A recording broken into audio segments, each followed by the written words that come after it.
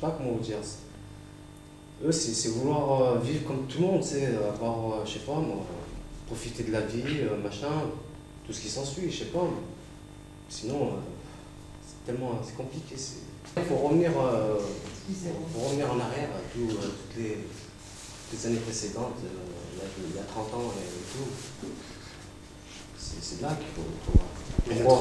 Pourquoi les banlieues, il n'y a pas de changement, c'est toujours pareil, c'est toujours crime, maussade. Les gens, ils sont dans un état d'esprit, je sais pas, ils sont écœurés. Ouais, pour revenir tout ça, pour revenir au retour en arrière. Ouais. Pourquoi il y a de la haine, machin, tout ça. Il y a trop de malaise. Par rapport à l'école, majorité, on va dire, il y a beaucoup de difficultés pour les jeunes. Qu'est-ce qui font qu'ils décrochent de l'école? Est-ce que c'est les conditions dans lesquelles ils habitent? Tu vois? Est-ce que c'est le manque... Non, parce qu'en fait, quand t'es petit, ils sont sur notre planète. Ils croient que vite on arrête l'école, qu'on travaille, ils ont un salaire, et puis voilà quoi. Qu'en fin de compte, non, c'est pas ça du tout. Souvent, en troisième, ouais, je vais arrêter en troisième, et comme ça je vais vite travailler et avoir de l'argent. En fin de compte, non, il faut travailler encore d'abord et après travailler. J'ai quitté l'école à 16 ans, tout de suite j'ai trouvé du travail. Et maintenant, ça fait 3 ans, j'ai du mal à trouver. Il y a aussi des gens qui ont des difficultés, beaucoup de difficultés à l'école. J'en ai fait partie dans certaines matières, j'en ai fait partie. Par exemple, les maths, j'avais beaucoup de difficultés. On n'a pas tous la même façon d'apprendre les choses. C'est très très formaté l'école. C'est comme ça et c'est pas autrement. Mais l'enfant il va dire oui, mais moi je pense, j'ai une façon de penser différente de vous. Non, donc non, ta façon de penser à toi, elle n'est pas juste. Nous, on a une logique, c'est celle-ci, tu dois la suivre. Et l'enfant, après, il se sent différent, il devient marginal. Mais on est différent, il y en a qui assimilent très vite, il y en a qui assimilent très lentement. Alors ceux qui assimilent très lentement, on les met derrière on les met tout au fond de la classe. Bon, ceux-là, ils n'arrivent pas à apprendre, on allait rester là-bas. Et on met les premiers de la classe devant, et on ne s'occupe pas d'eux. Ils sont en échec scolaire. Parce que la motivation, c'est vrai que c'est pas toujours évident de la trouver quand on se sent un peu, pas paumé, mais quand on n'a pas toujours un entourage favorisant, quoi. C'est un sujet bizarre, c'est la discrimination. Il y en a trop. Regardez sur le dernier vote, pourquoi Le Pen il est passé. Parce qu'il y a quand même 20% des Français qui sont racistes. C'est trop. On ne peut pas réagir autrement. Le Pen, on ne va pas dire que c'est pas un raciste. Qui c'est qui va me dire le contraire? Les 20%, ça résume tout. J'avais un pote qui bossait dans un restaurant, 3 étoiles, et moi j'avais appelé pour un entretien. Alors j'avais été, ma femme elle m'avait dit oui, il n'y a pas de souci, la place est libre. Donc je vais à l'entretien et tout, bien habillé. Elle me regardait déjà un air écuré, comme si me cataloguait quoi. Voilà. Alors elle me regardait mal et tout, je parlais et tout, puis après elle fait bon bah je vous rappellerai et tout. Donc elle me rappelle une semaine plus tard, elle me dit la place elle est prise, il y a une fille que je connais qui va rentrer. Et mon pote un mois après il me dit elle est toujours pas là cette fille. Et en fait il n'y avait plus personne. Et ça se voyait à son regard.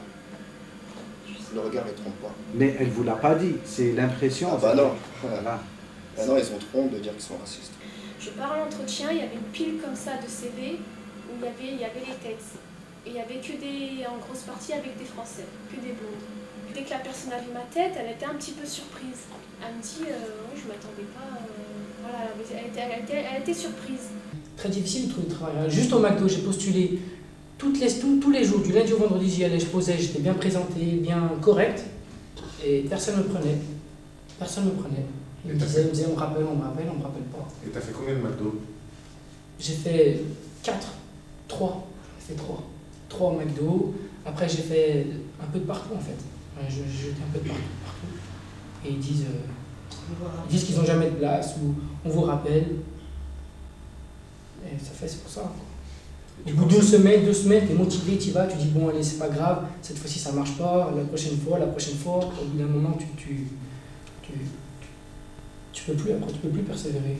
Moi j'ai travaillé à la déchetterie à Onyx. Un Marocain, il avait un bac plus 5. Il se retrouve à trier des déchets avec nous. Un bac plus 5, dans le droit.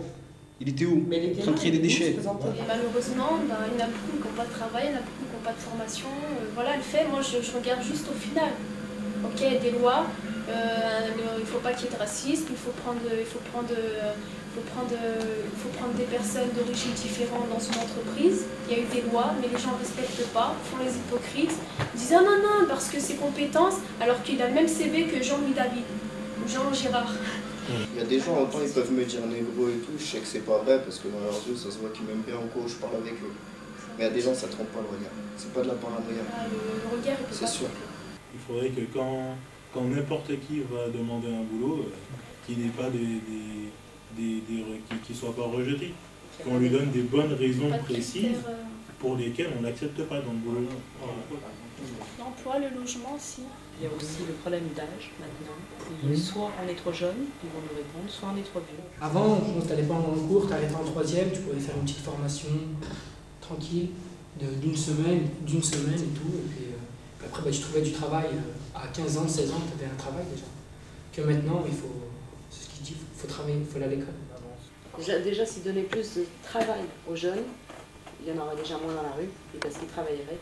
Peut-être le soir, ils se réuniraient en groupe, ils parleraient, ils diraient de leur qu'est-ce qu'ils font dans leur journée.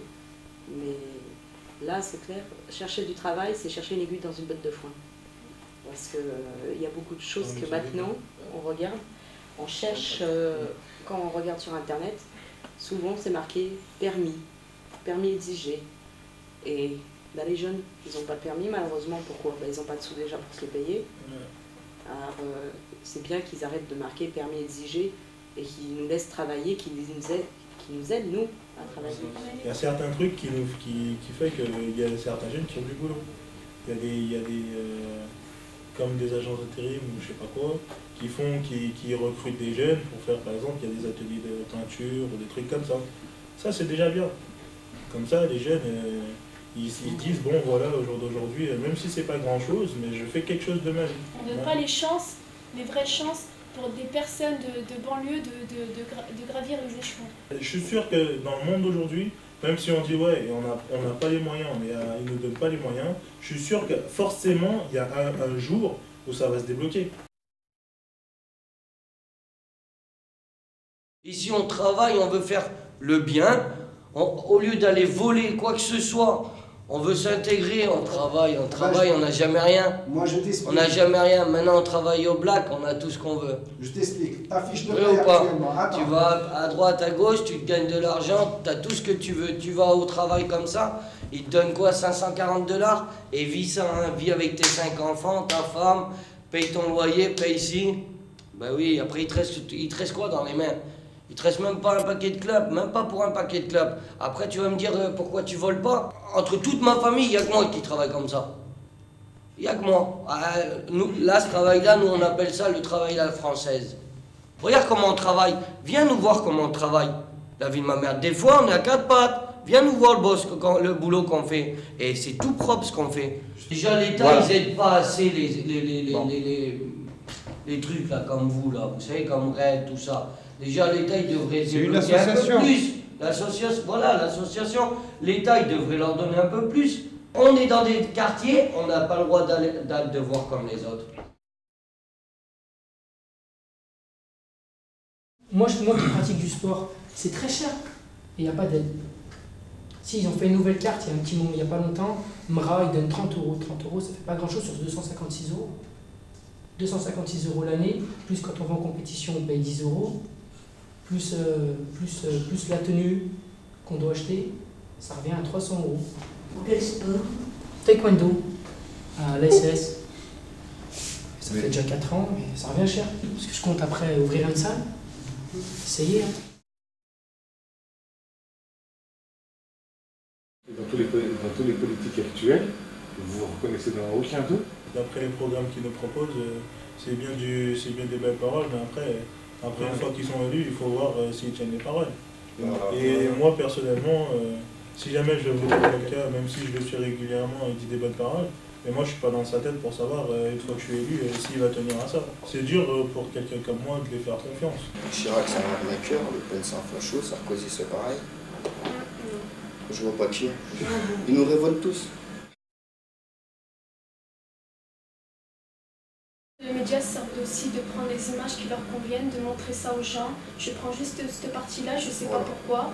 Voilà, hop, et je fais peur au peuple. C'est fait exprès de prendre que ce qui les arrange. Pour avoir un peu d'audience. Voilà, pour avoir de l'audience. On va prendre juste la bagarre, mais on ne va pas expliquer ce qui s'est passé avant. On va prendre seulement les images qui les intéressent. Ils montrent ce qu'ils veulent montrer. Ils ne montrent pas tout. Ils sélectionnent. Il y a Sarkozy qui est arrivé, ben, je sais pas, c'est différent. Même sur Rieux, on va dire on a un petit groupe, hop, directement ils viennent, ils nous contrôlent, ils nous mettent par terre, ils nous font plein de trucs, quoi. C'est abusé. Les gendarmes, ils sont devenus fous, ils se croient tout permis. Je pense que spécialement, c'est vrai qu'ils devraient faire moins violence, juste demander la plaisante à ce moment-là. Il n'y a pas besoin de les plaquer au sol ou de les agresser pour rien. Après, ils se demandent pourquoi les jeunes les agressent. Il en faut, mais il faut quand il faut le moment. Quand on n'en a pas besoin, ils viennent quand même des moments. Alors. Il faut venir quand il y a urgence. Voilà, quand il faut. Parce que voilà, Sarkozy, il nous critique, il nous salit, il dit des mots choquants, il en subit les conséquences. Ouais. Parce que tout le parti tout le parti qui représente l'État, la sécurité, tous les flics et tout ça, ils sont représentés par Sarkozy. Il tient des propos, il les assume, et ça crée des révoltes. Et maintenant, c'est tout le monde qui en subit les conséquences. C'est tous les flics, tous ceux qui se battent pour travailler, pour faire respecter certaines lois, pour pas qu'il y ait des choses graves qui arrivent, qui en subissent les conséquences. Les jeunes, ils ont envie qu'il y ait des trucs graves qui se passent, comme les voitures brûlées, pour qu'on commence à s'intéresser à eux et qu'on leur dise « Oui, bon, qu'est-ce qu'il y a? Pourquoi vous avez fait ça? Qu'est-ce qu'il y a ?» Et là, ils s'expriment « Écoutez, nous, on a mal-être, on appelle au secours, SOS, on vous brûle les voitures, mais SOS. On ne se sent pas bien, aidez-nous. » Quand on a un minimum de conscience, c'est un petit peu pas normal d'aller brûler les voitures. Il faut se mettre 2 secondes à la place des gens qui quand ils se lèvent le matin ou même dans la nuit, ah, ma voiture elle est brûlée. Celui qui a fait ça, imaginons que ça aurait été ses parents. C'est pas normal. Moi, je pense que qu'ils n'ont pas à être dehors, c'est beaucoup dire, puisque en étant jeune, étant donné comme ils n'ont pas trop le droit de sortir ou quoi que ce soit en soirée, si comment dirais-je, si on est conscient de ce qu'on fait, on peut rester dehors le soir à parler avec ses potes, pourquoi pas, à se remémorer des vieux souvenirs ou n'importe quoi. On se fait un petit jeu, un petit truc qui est inoffensif. On peut rester dehors. Mais si c'est pour rester dehors à brûler des voitures, il est où l'avantage dans l'histoire? Oui, mais ces gamins-là, quand ils étaient petits, à 13 ans, 14 ans, ils traînaient dehors. Donc ils ont pris des mauvaises habitudes. Les mauvaises habitudes, tu sais, si on n'a pas quelqu'un pour les encadrer, c'est sûr qu'après les mauvaises habitudes... Ben oui, mais si les parents ils sont un petit peu démunis, ils ont des problèmes et tout ça par rapport à beaucoup de choses, c'est difficile de tenir ces gamins.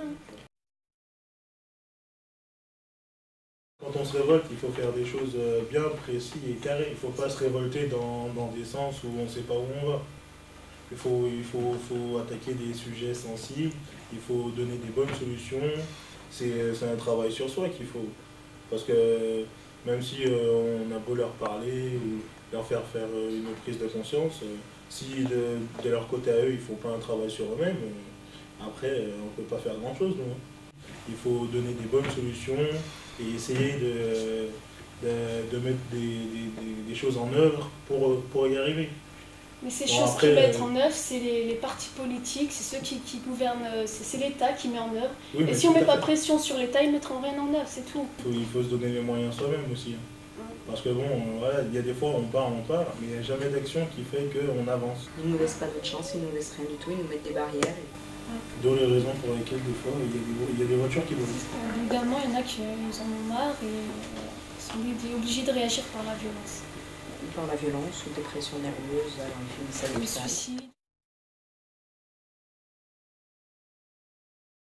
Le rap, pour vous, ça représente ce que vivent, c'est-à-dire les banlieues, les quartiers. Il faut voir qu'il y a beaucoup de jeunes dans les quartiers qui écoutent du rap, donc ils sont concernés. Déjà pour le vote de Le Pen, là, ils s'étaient tous réunis. Il y a eu James qui a dit faut voter, faut voter. Et Tandem, Camus, ils ont fait un texte qui dure au moins 10 minutes. Ah, franchement, ça vaut le coup. Vous pensez qu'ils vous représentent? Ah ouais, carrément. Il faudrait donner la parole aux enfants, il faudrait qu'il y ait des associations comme celle-ci qui donnent, qui donne la parole aux plus jeunes. Et ça, il n'y a jamais ça en fait. On empêche aux parents d'avoir du travail et tout ça, de leur expliquer bien les choses. Et ben après, ça répercute. Le mal qu'ils ont les parents, ils le répercutent sur leurs enfants. Et leurs enfants sont malheureux, ils n'arrivent pas à avancer. Jamais personne nous écoutera. La préfecture, elle va faire quoi? Elle va regarder la cassette. Ah, c'est raide. La poubelle. Ma parole d'honneur. Ils vont même pas la regarder, quoi que ce soit. Ils vont l'acheter direct. Ça sert à rien. On a beau gueuler. Maintenant, la seule chose qu'on peut se faire entendre, c'est voilà, casser, brûler. Et voilà. Moi, je veux des aides. Si vous me regardez, je veux des aides. Voilà ce que j'ai à dire. Voilà. Parce qu'on ne s'en sort pas ici, voilà.